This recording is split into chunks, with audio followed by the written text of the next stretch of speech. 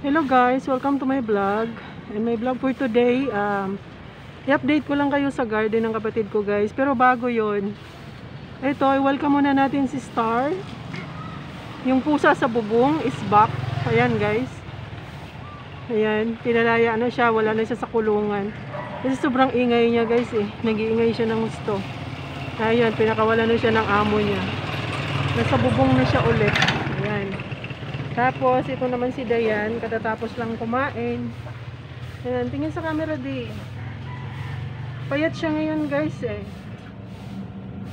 Nakunan siya. Nagbuntis na sana siya after no mamatay yung anak niya si Moana. Yun nga lang, nakunan. Hindi ko alam kung anong dahilan. Katatapos ko lang kasi silang pakainin guys. Ngayon, punta na muna tayo sa garden ng kapatid ko guys. Ayan, update ko lang kayo kasi natuwa ako sa guys, sobrang lago ng kanilang alugbati. Ayan o. Namumunga na siya guys. Ayan. Ay yung bunga niya o. Ito o. Mura pa lang siya. Ayan guys o. Ready to harvest na. Sobrang haba ng mga tangkay na.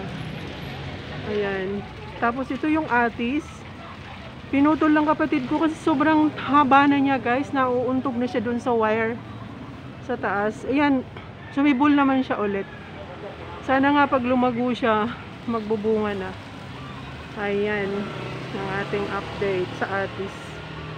Ito, ayan guys, ang dami na. Oh, hindi pa hina-harvest ng kapatid ko. Ito, money maker. Ayan, halaman. Money maker. Tanim pa to ng kapatid namin na nasa Canada na ngayon. Ayan. Nasa Canada na silang magpamilya. Ayan guys. Ito yung malunggay guys. So, pinutol nila. So, nagsanga siya. Mataba yung sanga. Ayan. Lagi kasing kinukuha nila guys eh. May mga dumadaan. Ninanakaw nila yung mga malunggay dito. Minsan nakamotor pa yung nangunguha eh. Ito guys oh. Ayan, ang dami na oh. Diyan sa mga mahilig sa alugbati dyan. Shout out sa inyo. Ang dami. Ayan. Hindi pa kasi kinukuha ng kapatid ko guys. Minsan nangunguha. Nangingi ako minsan sa kanya. Ayan oh. Ang dami. Nandun oh. Ayan. Sana nga wag siyang maunahan ng magnanakaw guys. Ang dami kasing mga mahilig magulay dito guys eh. Na yung namimitas na lang sila basta. Hindi na nagpapaalam. Ayan. So, itong mga sensya na guys, maingay ha. Nasa tabing daanan kasi ito, tabing kalsada. Itong bunga nila guys, ayan, mura pa lang to. Tapos pag nahinog na siya guys, eto na siya oh. Nagiging violet na siya pagka hinog na. Ayan, pwede na itong itanim. Pitasin mo lang siya isa-isa, patuyuin mo, tapos pwede na siyang itanim. Mas magandang magtanim ka ng buto guys. Matagal siyang mamunga. Kasi pag tangkay, halimbawa ito, pagka gulay mo, pagka nakuha mo na yung dahon, pwede rin siya itanim.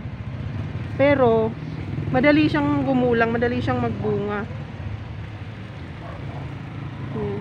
Ito beans yata itong tumubo eh.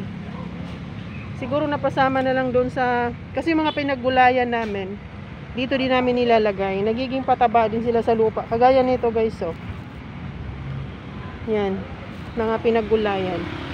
Kasi yung lupa dito hindi na siya healthy. So ang ginagawa namin, pag kumakain kami ng mga prutas o kaya nagugulay kami, yung mga balat dito namin nilalagay guys.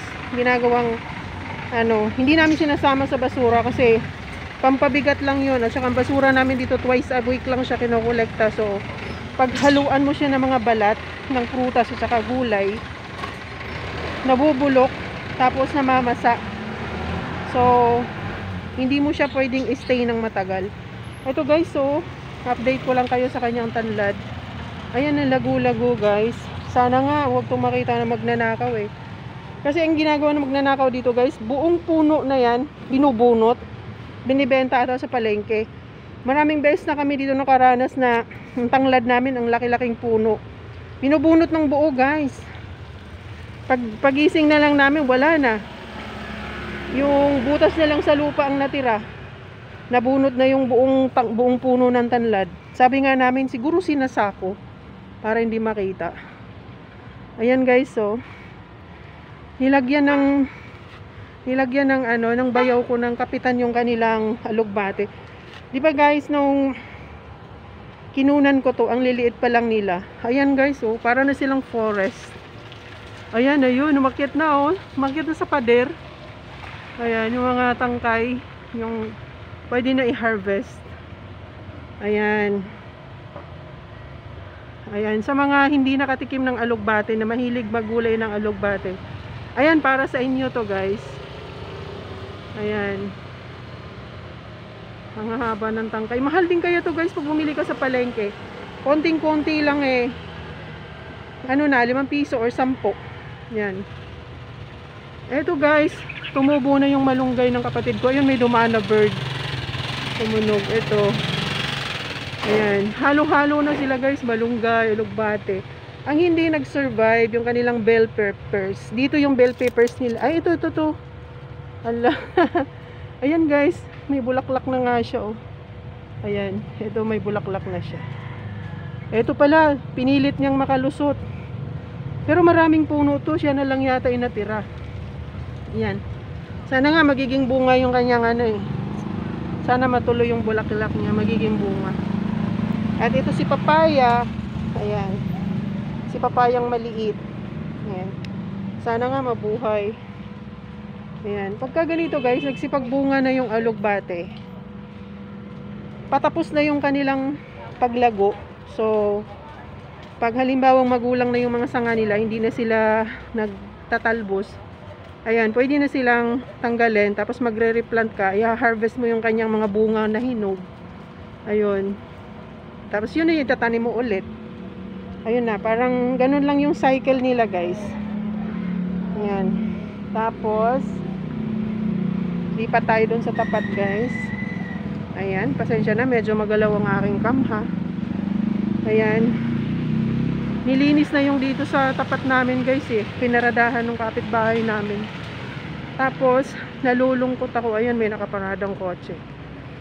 Nalulungkot ako kasi yung barangay kasing bago namin, lumipat na dun sa dulo nun. Dun sa dulo. Tatanggalin daw tong mga ano dito, yung mga harang-harang. So yung bodega, eto, matatanggal na yan guys. Hanggang doon tatanggalin. So namumroblema ako. Ayan, itong bodega na to guys. Ayan. Ayan. Frying pan ko yung nakikita guys. Diyan ko nilalagay yung pagkain ng pusa. Pero may pakainan sila. Ayan. Kasi sa tabing kalsada siya. So tatanggalin daw. Namumroblema ako saan ko papakainin yung mga pusa ko. Ayan. Hindi ko pa nga naligpit yung kanila mga kainan guys. Nakakalat to eh. Ito si si Pilay. Na nakunan din siya guys. Kulang na lang siguro ng mga ilang araw yung anak niya kasi medyo na, may balahibo na. Yun nga lang. Siguro may nangyari sa kanya. Baka siguro nasipa siya or inaway siya ng kapwa niyang pusa. Kaya nakunan. 3 kuting yung inilabas niya. Yung pangatlo patay na nung inilabas niya pagka next day niya. Next day na niya nailabas. Ayan. Ito si Pangit. Naku. Tingin ka. Ayan. Ayun yan. Yung nangangandi yan. Bago lang last week lang. Naku. Mabubuntis na naman. Tapos ayan si Priyanka. Priyanka. Yan yung pinakamaingay kong pusa. Tsaka may bago akong ampon guys. Ayun no, namamasura siya. Kasi diyan ko nilalagay yung mga balat ng prutas, tsaka gulay. Ayan. Para pang-abono sa puno ng malunggay. Ayan. Nangunguha siya ng tinik. Kasi yung mga tinik guys na matulis, hindi ko sinasama sa pagkain nila. So yun yung inaano nila oh. Ayan si yan, si PJ. PJ for short. Lagi kasi siyang gutom, so binansagan ko siya ng patay gutom. Kasi laging gutom guys, nagpapanik. Lalaki yan siya guys. Ayan, parang kamukha din siya ni Dayan. Kakulay din siya ni Dayan at saka ni Noisy. Na black and white. Lalaki. So, si Noisy lalaki din. Tatlo na sila. Yun nga lang sabi ko. Dito sa tatlong to, ang pasaway dyan, ito si Noisy. Nagtatago sa makina ng kotse ng kapitbahay. Kaya, natakot ako baka mamaya maaburido sa kanya. Tapos baka mamaya mapagkamalan si Dayan kasi hindi na namin pinatira doon sa bodega si Dayan. Nasa labas na siya ulit.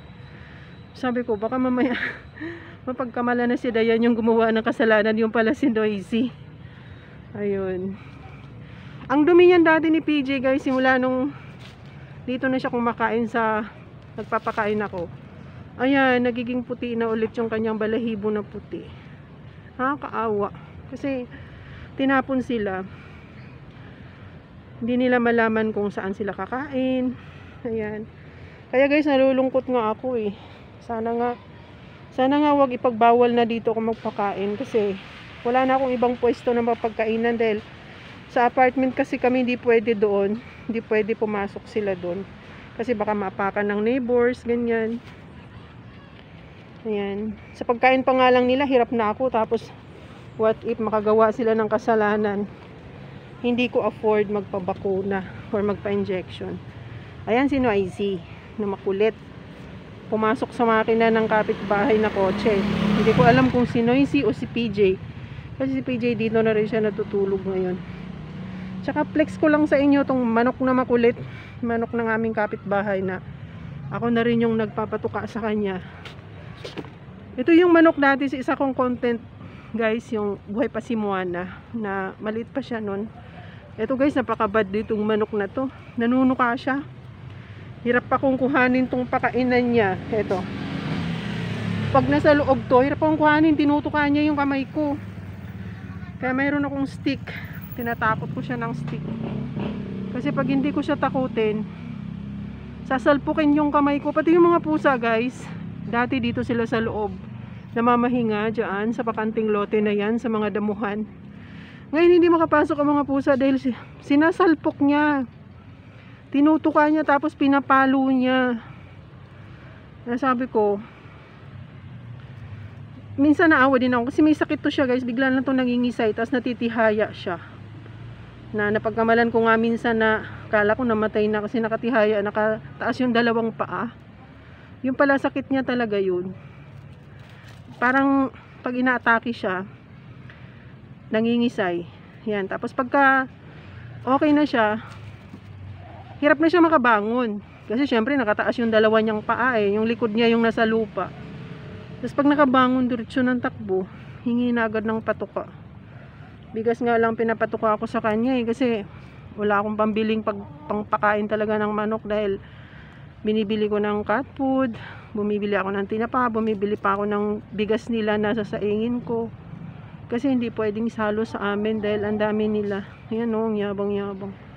Paano kanina, muntik na naman akong masalpok. Ayan guys ha. Panuurin nyo kung gaano katakaw to si Noknok. Pinangalanan ko siyang Noknok. Alam na niya yung pangalan niya na, halimbawa magpapakain ako ng pusa. Tapos wala siya dito kasi naglilibot yan siya dyan sa buong lupa sa loob guys. Malawak kasi yung lupa dyan eh na nakabakod. Pag tinawag ko lang siyang Noknok, ayan, nananakbo na yan. Kaya alam niya yung pangalan niya. Ayan. Yan na guys, so tutukain na niya yung kamay ko. Kahit wala akong dalang patuka. Ano kasi siya, yung pinapatuka kasi ng amo niya sa kanya dati. Yung kulay pula, yung patuka ng mga panabong, kaya matapang siya. Ayan. Pag ibibigay ko yung pagkain, bago niya tanggapin yung pagkain, tutukain niya muna yung kamay ko. Ayan Ewan ko ba dito, kaya yung pusa guys, kawawa eh. Talagang natatamaan niya pagkapasok ng pusa doon. Kaya tuloy, kung saan saan na lang tumatambay itong mga pusa dahil takot sa kanya. Tanggal ang balahibo ni Noisy nito minsan sa likod. Kinagat niya tapos sinipa. Yun. Ayan na, lumapit na dito si Ayan si PJ. Shortcut sa patay gutom. Lagi kasi siyang gutom pag dumarating. Dati, napunta-punta lang siya, pero ngayon nag-stay na siya dito. Dito na siya natutulog sa loob ng bakod. Diyan sa bakanting lote. Ito guys, umiinom na si Pilay. Oh. Nilagyan ko rin kasi sila ng inumin. Ayan. Ayan. PJ, tingin ka. Kamukha din siya ni Noisy. Ayan, nakakaawa. Kasi nung dumating siya dito, gusgusin talaga siya. Tapos, nung nagstay na siya dito, dati inaaway siya ni Giant. Giant pagkakain umalis na eh. Pero ngayon, marunong siyang umiwas kay Giant. Kaya, hindi na siya nabubugbog. O kaya naumay na siguro si Giant sa kakaaway sa kanya. Ayan guys, eto tumutuka na yung manok na nananakit. Ayan. Ayan guys, sana nagustuhan nyo ang aking video for today. Until my next vlog.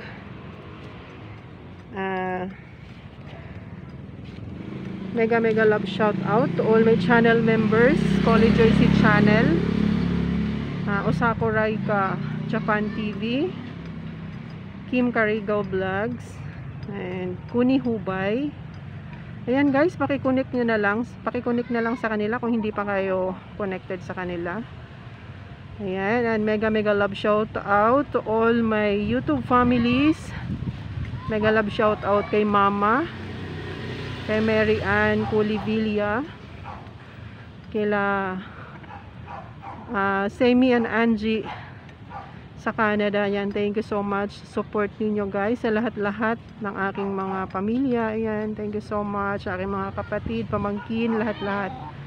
Ayan, thank you so much. And my YouTube families, ayan guys, thank you so much. Lahat-lahat, mega love shout out sa inyo. Ayan, sinoknok. Ayan, hanggang dito na lang guys. Mag-ingat tayo palagi. God bless. Ayan, thank you so much for watching. Bye bye.